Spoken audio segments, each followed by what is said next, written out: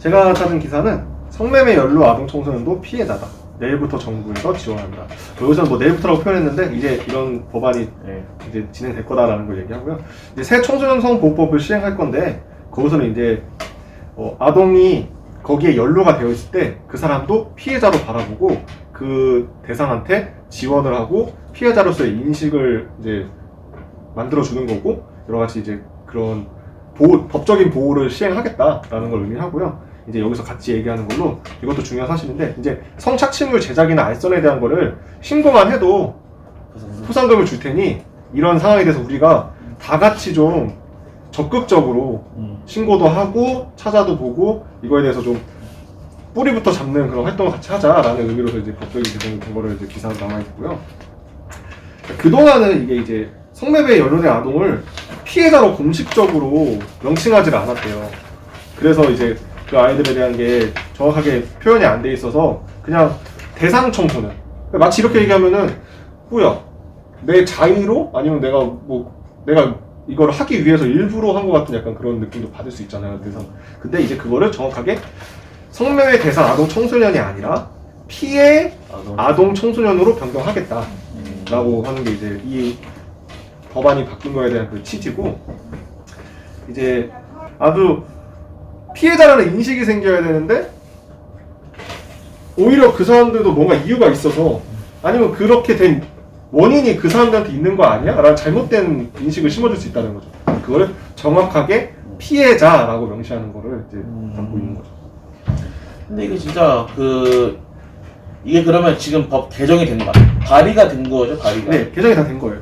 아예 싹 다? 네, 법 개정으로까지 이어진 거고 이걸로 이제 이렇게 아예 된 거예요. 근데 이제 여기서 조금 아쉬운 부분은 그거죠.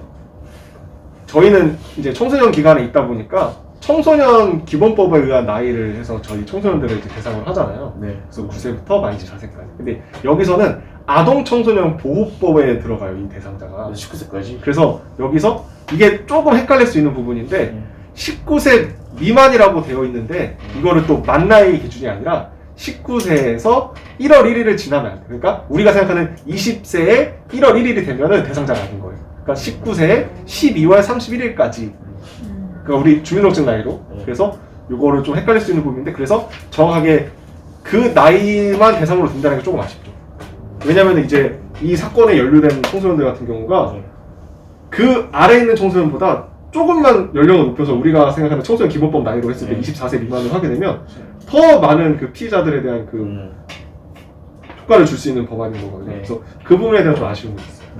그거에 대해서는 사실 성인에 대한 부분, 성폭력 범죄 처벌 등에 대한 특례법이 따로 있어요. 그래서 거기서도 법이 이거가 동일하게 바뀌었는지는 사실 한 번 더 봐야 되는 문제기도 하고 사실 그것도 바뀌었다라는 얘기가 사실은 없었어서 조금 더 폭이 적을 수는 있으나 우리가 보는 20세 아이들은 아마 거기에 해당이 되어서 아마 이 디지털 성범죄에 관한 법률은 같이 동일하게 바뀌었을 거예요. 그래서 그들도 피해자로 보고 아마 신고나 이런 포상 제도 같은 부분은 동일하게 아마 적용이 되지 않을까라는 생각이 들더라고요. 아까 제가 안 그래도 저도 그런 나이에 대한 부분에서 청소년 그 법에 대한 나이랑 여기서 제시하는 나이랑 사실 좀 차이가 있어서 그 부분들이 좀 아쉽다라고 생각을 했을 때 한 번 더 이제 보니까 이런 법이 또 하나 더 있더라고요. 성인들에 대한 법에서도 이것들이 조정이 된다는 이야기가 있더라고요.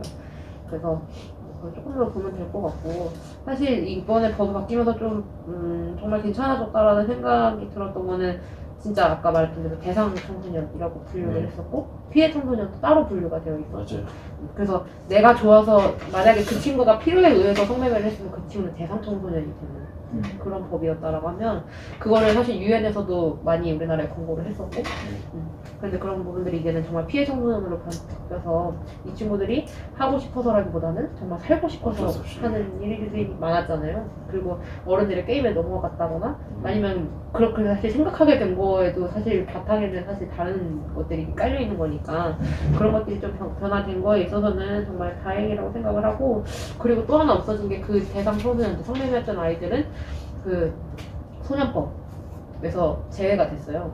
그러니까 성매매에 연루된 친구들이 소년법에서 보호돼서 처분 대상이 아닌 거예요. 이제 거의. 그러니까 피해 청소년들 분류가 돼서 그 친구들도 이제는 그런 뭐 교화가 아니라 또 교육받고 그런 피해로부터 정말 자기가 할 수 있는 부분들 교육받는 그런 것들이 바뀌었다고 보시면 될 것 같고 이런 아이들을 위해서 지원센터를 또 세운다고 하더라고요.